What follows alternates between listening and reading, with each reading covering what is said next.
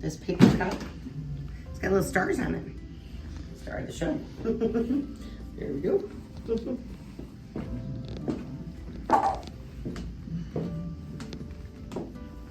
I have a chapter in the book that I'm writing. Mark's going to do the cover of my book. And it's called We're All Broken Glass. And it's actually about stained glass. I wrote this in 2022 before I met him. I wrote it out, and I wrote it, it's in the introduction of my book, Road to Recovery Through My Father's Eyes. And then I meet him, and he's got the stained glass artwork. I'm like, okay, God is amazing. But yeah, we're all broken glass, right? But I love stained glass too.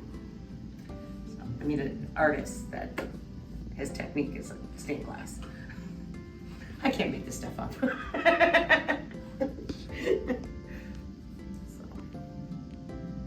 it's exciting. It is a really cool coincidence. It's a God instance. Yes. Isn't it? Isn't it beautiful? It's really very, yes. It really is. And I'll let you read the introduction. I haven't let him read it yet. But it's beautiful. I would be honored to read it. Thank you. Yeah. Yeah, it's beautiful. Okay, I'm gonna go wash these. Okay.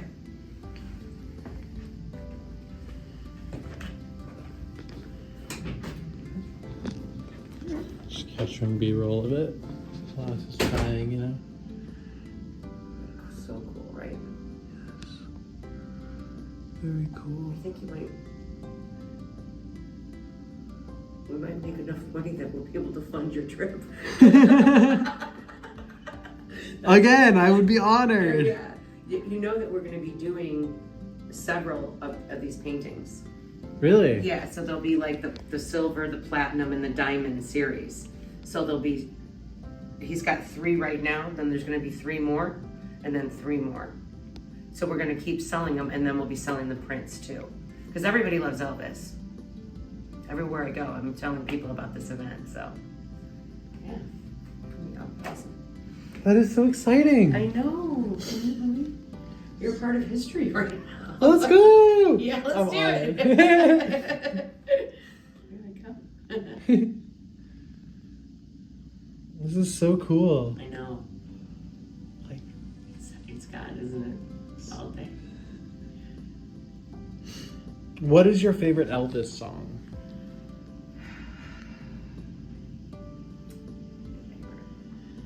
Oh, and I spoke to him about this when I interviewed. Always on my mind. You know the song? You were always on my mind. I saw a video of him singing that to Priscilla Presley one day, and it was a video of, you know, how much he loved her, but yet there were so many temptations with other women, you know, but she was always on his mind. And it was beautiful. And it was interesting. I remember watching, I was watching the documentary at my house in Florida. My kids were really little, probably like maybe 3 and 5. And I watched it over and over. It was just like a powerful scene to me, you know, because it's love, right? So that's my favorite song. And then the fun song is Return to Sender. Because if you get that song in your mind, you can't get it out of your mind all day, and you keep singing it. What's your favorite? It keeps returning. Yeah, Return to Sender.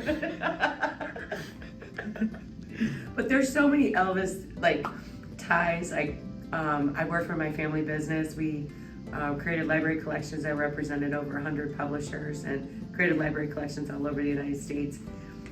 And this lady that worked for my mom, her name was Dixie, and she was from Memphis. And Dixie was at his first concert in Tupelo and went backstage. So, I mean, the fact that, this is happening to me now is just a dream come true because, you know, it's Elvis. Love Elvis. Everyone loves Elvis. He's the king. King of rock and roll. Influenced so many people. But yeah, beautiful. Do you have a favorite Elvis song? You know, this is going to probably blow your mind. Mm-hmm. I have never listened to an Elvis song. Oh, okay. I have absolutely never listened to an Elvis song. But even as someone who's never listened to Elvis, I know who Elvis is, and I know that he's very well loved, and I've heard his voice. I just can't like recall any like particular songs that I've listened to all the way through. Because you're younger. Yes. Yeah. I was What's one. your favorite band then? My favorite band? Yeah. Yellow Card. Have you heard Yellow Card? Yeah. Let's go! Someone else I know has heard Yellow Card. But how old are you? 21, about to turn 22. I have a 24-year-old son. Okay. So when my kids were growing up, I came from a long line of composers, and my grandmother was considered the best soprano, the best soprano in the state of Minnesota, and she went to Sarah Lawrence in New York on a scholarship. Now her father went out to New York and was a cantor, and in the Jewish, and was paid to sing. So I come from a long line of musicians and composers.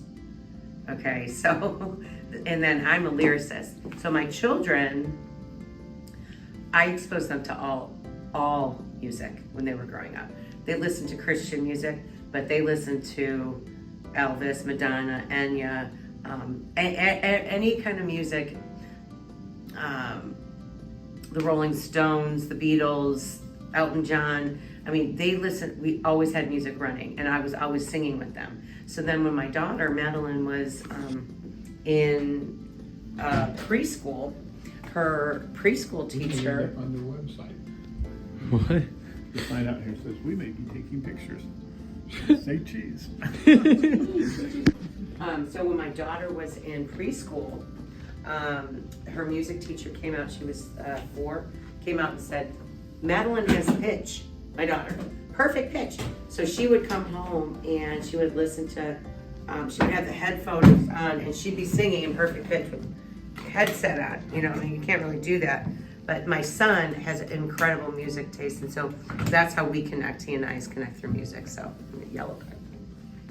He tried his best with me. He tried to introduce me. He introduced me to a lot of music, but I don't think Elvis was one of them. Who did you introduce me to the last time that you were showing me? Oh, who was it? It was Chicago. I love Chicago. Love Chicago. Boom, boom, boom, boom, boom. I love music that pulls the symphony in it.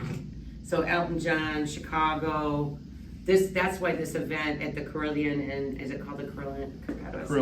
Carillon in Dayton, where Elvis Jr., Aaron Presley Jr. is going to be singing with the orchestra. I know I'm just gonna be sitting there in awe, going, I'm in heaven right now because I love the orchestra. At Christmas time, how can you go wrong? Well, I grew up around classical music because my brother we had, from the time that after Diane and I got married, we've had season tickets to various different things. We had season tickets to the Indianapolis Symphony while they were still at Clues Hall. Then they moved to the Circle Theater downtown. I've been there.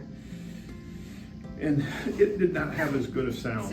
Acoustics, yeah, it's The important. acoustics are just not as good there as Clues Hall was. But we made the decision then that we were going to have season tickets to things, because that would compel us to have a date night. Yeah, and a beautiful date night at that, And that's something that I think is real important. It's something that's real easy to let slide. Absolutely. And by having the season tickets, we've been going to Beef and Boards for probably over 20 years now. That's amazing. And that's the thing about when I met Mark, is that I came from a long line of composers as well, and musicians. So my uncle that composed music we used to go to his house at Christmas and Thanksgiving, and he had a big organ and he played in Chicago. His kids were in the Chicago Symphony. Yeah, so it's just cool to meet like-minded people that like the same things that you do. Did I ever Oh, look at that. What a great way. Love it. See, this is how Marcus just figures out how to innovate that so we don't ruin the hair on the brushes. Yeah, Chicago is a good band. But I've introduced him to Crosby, Stills, Nash, and Young. Mm-hmm. That's one of my favorites. I like Neil Young a lot. And then there's Jimmy over here. And I love Jimmy. But Mark still thinks, who is the best guitarist, Mark? Terry Kath. Yeah, there's Mark's favorite. As far as a rock guitarist and so forth, I mean, there are people in the classical world that are, probably go way beyond those, because your rock guitarist plays with pick 2, maybe 3 fingers, and the stuff on the neck. Whereas your classical guitarist, the reason that we hold the guitar the way that we do, with the left hand playing the notes and then the right hand doing the strumming and that type of thing, goes back to classical guitar, because of all of the intricacies of how you were playing with your right hand. Well, most people were right-handed, right. So that was better for them. Now, when I started, when I got my first guitar, Dad took me to a guitar shop. It was in Noblesville, and said, "Do you have any left-handed guitars?" And the guy said, "What for?" He said, "Well, my son wants to learn to play the guitar, and he's left-handed." And the guy goes, "Well, don't do that." He says, "Get him a regular guitar." He said, and he said, "He'll learn to play it fine." He says, "But if he ever goes to a party or someplace and somebody has a guitar, he can pick it up and play it. If he learns on a left-handed guitar..." Now you're never going to do that anymore. Yeah, exactly. So that was what we did. Do you think that was the right decision? I think that was definitely the right decision. Yes. Oh yeah, now you can see it. Yeah. You can see it drying. Yeah, and you can see how it starts going clear, transparent. Mm-hmm. And then once I put the glaze on it, now right here, this spot here is a little bit. I'm going to flatten that down a little bit. The reason why is that if it sticks up too high, it takes too long to dry. It'll take a week to dry. Yeah. Where it's clear. My favorite guitarist is Michael Hedges. And I saw him play at Liberty Hall, and when he's performing, it sounds like he's playing, there's 2 or 3 people playing with him. And he's from California, and the guy is brilliant. And he was discovered by Crosby, Stills, and Nash. I think it was Stephen Stills. And Michael Hedges is from California. And he was just hanging out. He was like, he got his VW bus, and he was just outside a gas station just jamming. And he came through, Stephen Stills, and he's the one that discovered him. But then he died in a tragic car accident in California. But they're getting ready to make a documentary about him, because brilliant the way he plays. There's a guy that makes it to Indianapolis every now and then. His name's Tommy Emanuel. Mm-hmm. And he plays the acoustic guitar. He's from Australia. And when he was in Australia, he played for, I forget the name of the band. Right. Well, if I'm holding my hand this way, what I've written is covered by my hand. And if you're using something like a ballpoint, you're going to get smearing and smudging. So most left-handed people turn their hand over like exactly. this. Exactly. I always watched them do that in school. And so that's what I do there. Now let's kind of plot this out. Do we need to say anything about what we're doing, or so I can kind of talk and probably the first thing that we should probably talk about is get a shot of this. This is basically painted, but I haven't done the finish work, which is going to be embedding the hair, and then I will be, I go over it with a gel that gives it that texture that my work is known for. When that's done, then I'll go over it with the varnish, which it can't happen until after the textures dry. I will put some texture in some of the areas around where we're going to be putting the hair. Okay, So good. they can kind of see that, how that process works. That'll be cool. And because I use a palette knife, I use a brush. Okay, perfect. I'll be using this brush for putting the hair in here. Oh, cool. I've got some paints and I've got the gel, and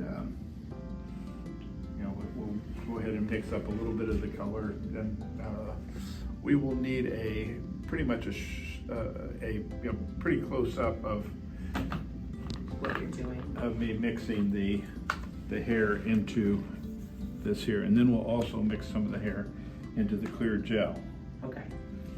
and that will be kind of the last thing that we do there. So here's the hair. Okay. Elvis Presley, the king of rock and roll's hair that I've been transporting around with me for, well, I locked it up and then I've been driving around with it the last day or so. Here we go. Yeah. Okay. So I was getting B-roll shots really quick. Okay.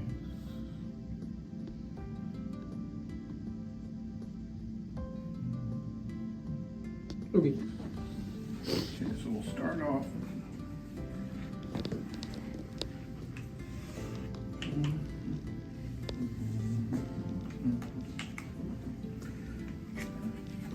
I can talk a little bit about the painting and my style and so forth. Yeah, let's do it, You want- because that's important. Okay. Say for the people that, the person that buys it. All right. Okay, I'm Mark.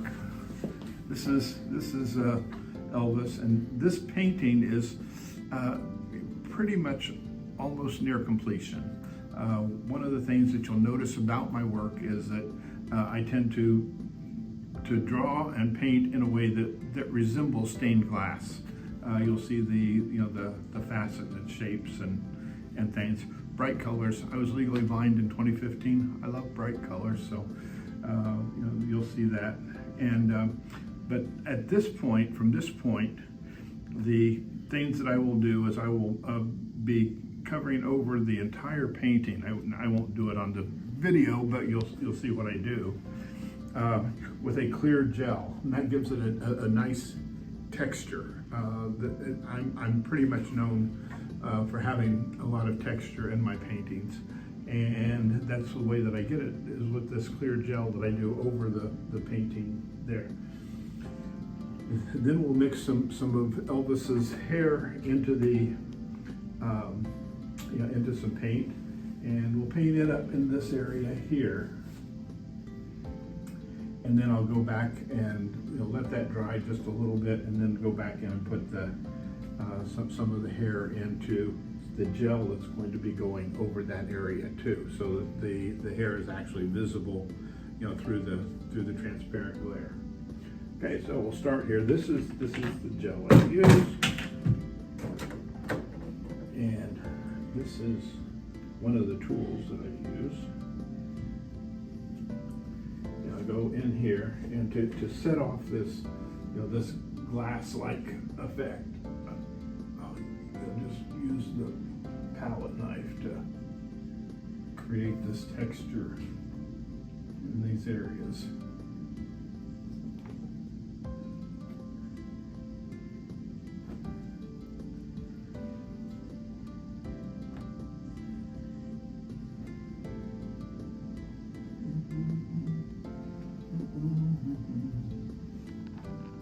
And normally when I'm doing this, I have it laying flat, but it's okay for the purposes of letting you see what I do, how my process works. We've got it up on this little easel.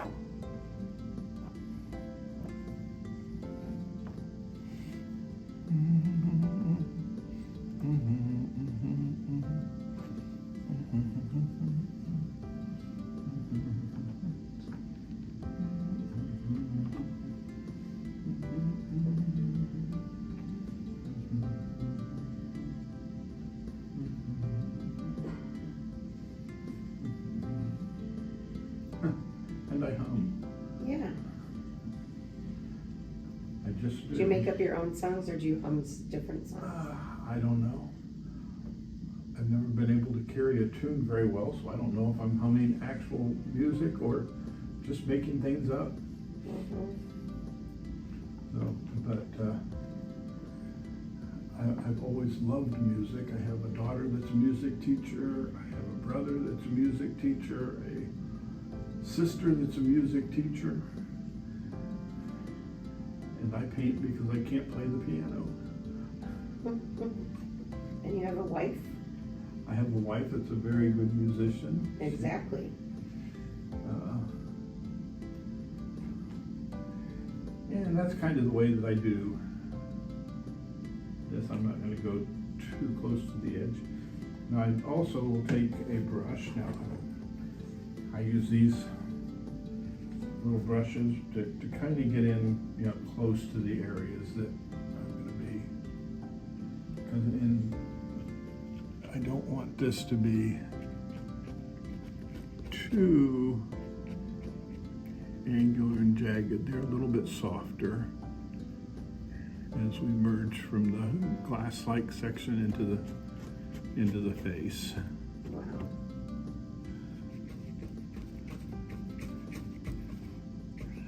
It took me a year to figure out how to do this after. I know, I was thinking that. I was trying to think about like how you created this such amazing, unique technique, you know, like how long it took you. Did you do that when you were blind? Legally blind? When I was recovering from blindness, yes. Okay. When you were Because recovering, so you basically I had to learn to paint again. Oh my God. What a Because story.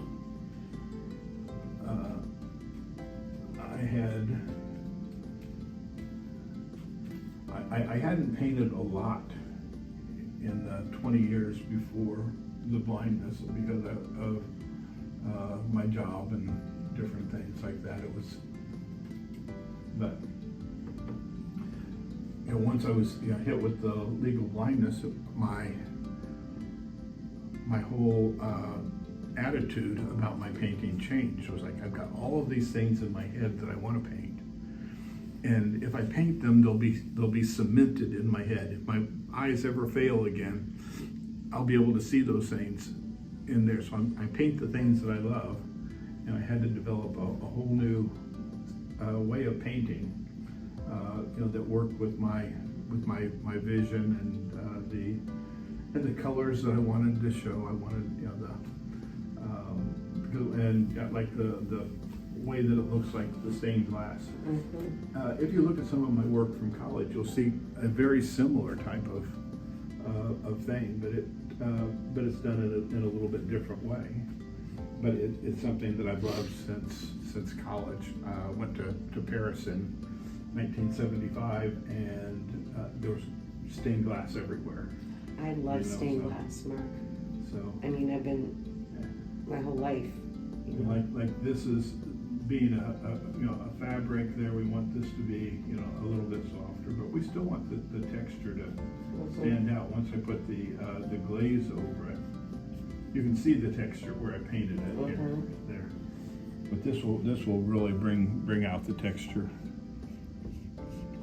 more when after I put the glaze over it, because it will add a glisten. It'll make it glisten. It'll make it shine.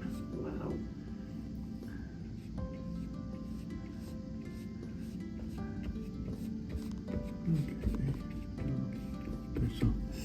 Okay, we'll start working up here now, and that's going to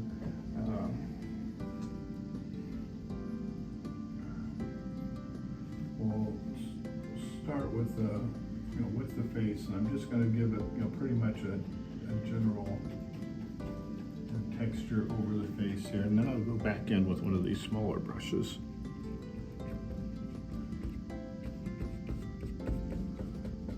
How long does it take you to paint it? All different? Yeah, I mean, it depends on how much detail and so forth it is. If I'm doing a fairly abstract thing, I can do it in a day. I can do the painting part of it in a day. I can do, you know, this texturing part of it the next day, and this part of it will take generally a couple hours. And then, you know, when I put the varnish over it, it's 2 coats, and each coat takes about 15 minutes. So that doesn't take too long there. But it was something that's more detailed, you know, like this, and you know, obviously, you know, I can use reference photos, but I can't duplicate a photo. Right. I don't want to infringe on, you know, any of, you know, any photographer's rights or anything. There you like that. go. Yeah, you've got to be careful. You know, so. So with this Elvis, where's this venue here? Well, this is based on about probably 3 or 4 different. Now, see how this looks white? Yeah. It dries crystal clear. That's so amazing. And there will be some of these areas that will probably be, you know, dry before we're done here. But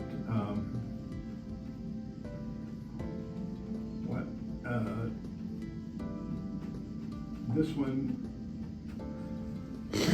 I obviously used a Christmas tree. It's a picture that was a Christmas tree. I found a picture from the inside of Graceland that looked very, you know, very abstract because of the you know, you have the pillars, you have this is kind of like a fireplace type of thing, and so, but I didn't want it to have too much detail because I wanted, you know, this to be the focus, you know, here. So, but I did want it to be, you know, in a setting, you know, not just against a plain swirling, you know, background. You know, since, you know, this is Christmas time and we are, you know, focusing on, you know, Blue Christmas, which was one of the songs, then we are, you know, we're using a lot of blue color-wise. Whenever I use blues, I like to use complementary colors, which are, you know, basically yellows, oranges, and things like that. And that's, you know, pretty much it. I don't go. I use colors that I like, and I like complementary colors because they cause each other to pop. Yeah. Now, if you look at you'll see I have a lot of paintings that I do that use teal, and teal is kind of a bluish green. So opposite that on the color wheel, which would be the complementary color, is going to be kind of a reddish orange. Yeah. You know. And it makes it pop out. Yeah, and that gives a lot of excitement to the painting there. So now I'm going to go back in here and define these shapes. This is so neat.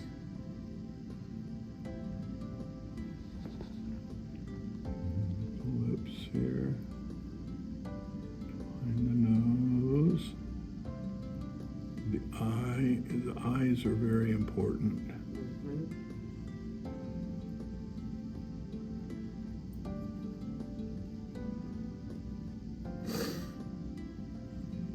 I know that Elvis Jr.'s been in the museum business for, I think he said 35 years, and he's been looking for an artist to do this, and he chose Mark. That's pretty amazing to think about that. He's been looking for an artist, and we find Mark Rouse. What an honor, I think. Yeah, I'm honored. So now we are going to get into the fun part. Oh, good. Okay, so Here comes the fun part. yeah, this is going to be, actually, since this I normally do mixed media, I don't normally do, add hair, so this will be the first time that I've actually added hair into my mixed media. Wow. And so forth. So I've got some colors over here, a little bit of paint.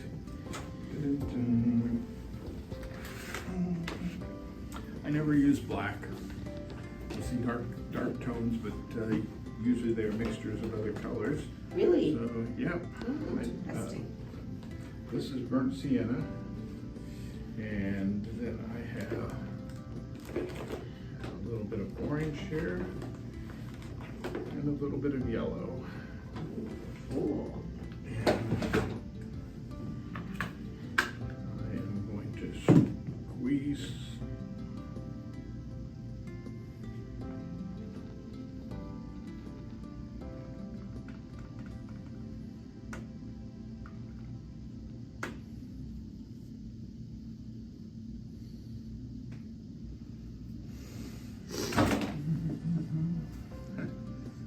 It's still kind of cold from being out in the car. Oh, yeah, it's very cold. I heard, and I mean, we'd have to verify this fun fact, but somebody just told me when I was doing a book event the other day that Indianapolis was at the last place he played before he died. Yep.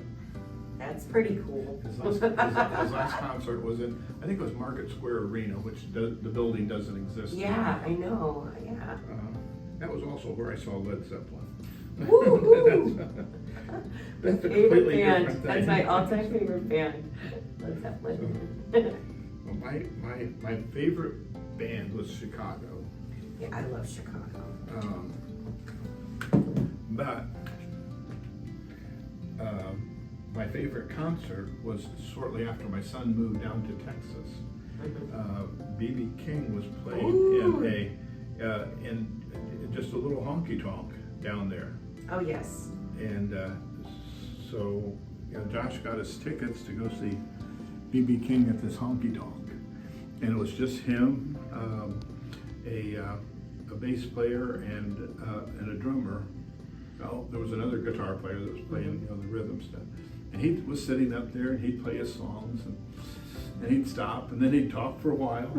It was just like you were sitting in the living room with him. Exactly. And he'd tell stories and then he'd go back to the song that he was doing. That's what Elvis Jr. is going to do. He's going to tell us stories with the songs.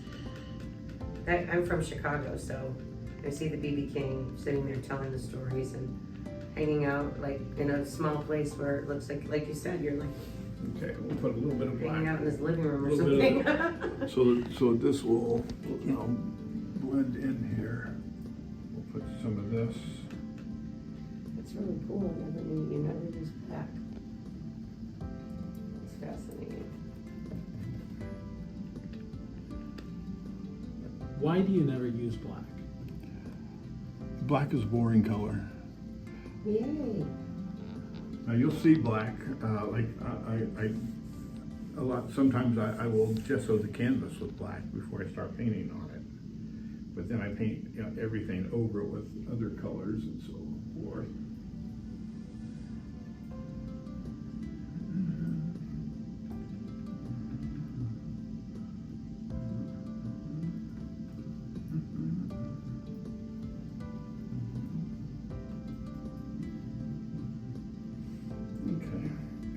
I'm going to mix a little bit of this yellow in with this dark color.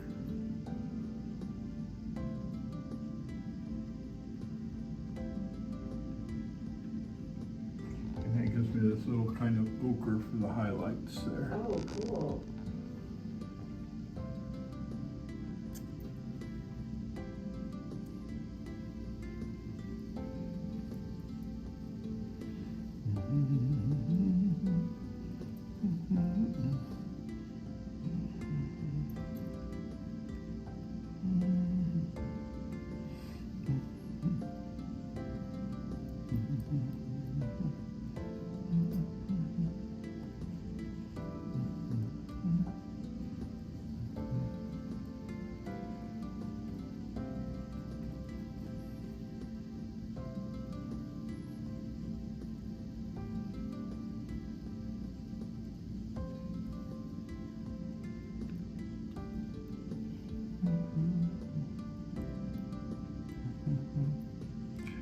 Actually, just do a little bit of blending right in there.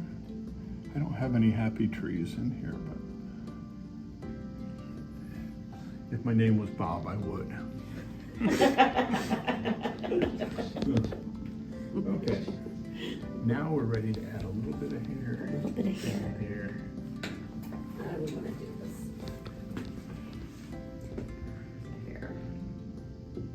Let's do do this one first because it seems to have like the bottom. Okay.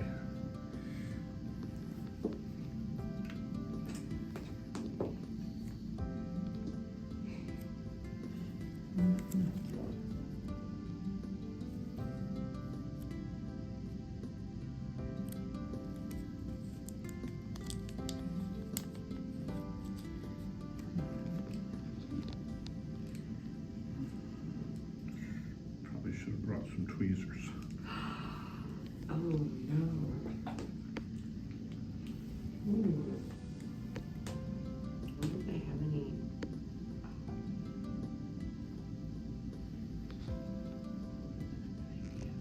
I don't think like you do, Mark.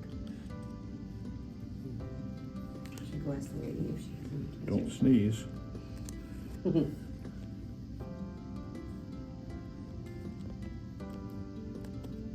Coming out.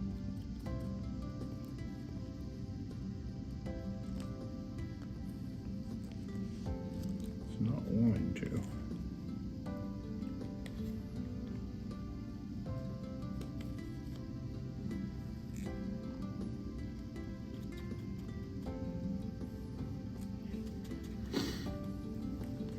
There we go. Oh, okay, you got it? Yeah. Oh, yay, thank goodness. Okay, thank you. I'm going to use about half of that with the color. Okay. Cool.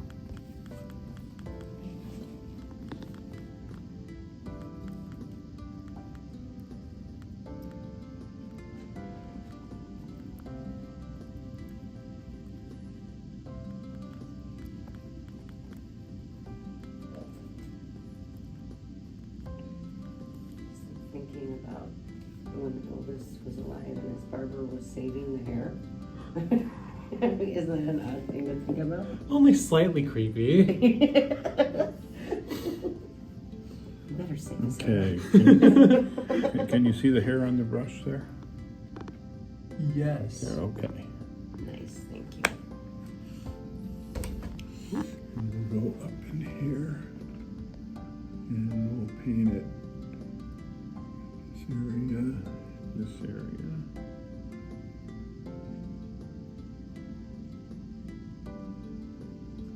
So much patience to do what you do, Mark.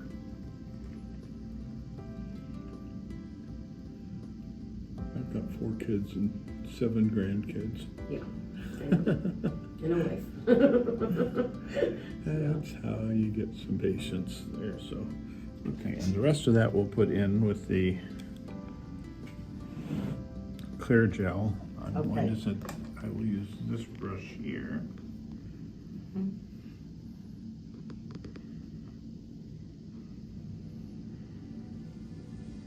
This is a very unique concept. This is the first DNA painting with his hair, a DNA painting. That's the first one. Okay.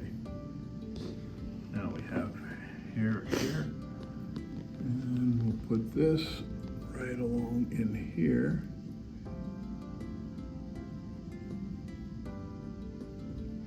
See that hair there? You got it? You can see it. Okay, good. Very cool.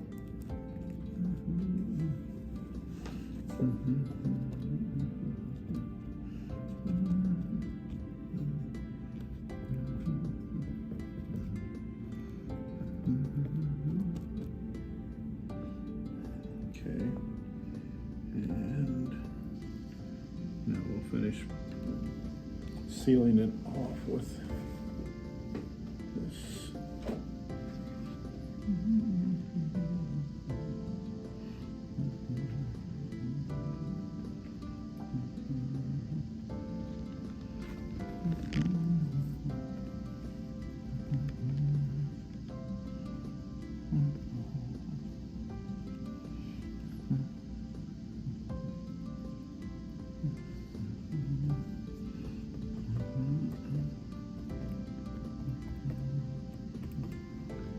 Oh, I love theirs. It's like the little love songs when I was a teenager. But he plays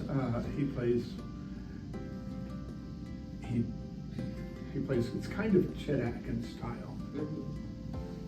He's got the bass going with his thumb. Yeah. You know, he's playing the rhythm, he's playing the lead part, Exactly. and he's also tapping on the guitar. This is how Michael Hedges is. Which makes it sound like there's drums going. That's what I'm saying. That's how he is too. So, yeah. He sounds like he's playing like 3 different instruments, like a one-man band, and you're like, this guy is amazing, like ADD. Yeah, it's pretty amazing. Mhm. You know and he's, you know, very good. I don't care for that style of guitar that much, Right, but I recognize, you know, the talent. Yeah. There are some Oh my gosh. some country guitar players that are, you know, equally that are as good as any rock guitar players. But again, For sure. country music is not my. It's not my thing. I'm not into country music. My dad loves country music. I'm like, I don't like country music. Sorry. Right.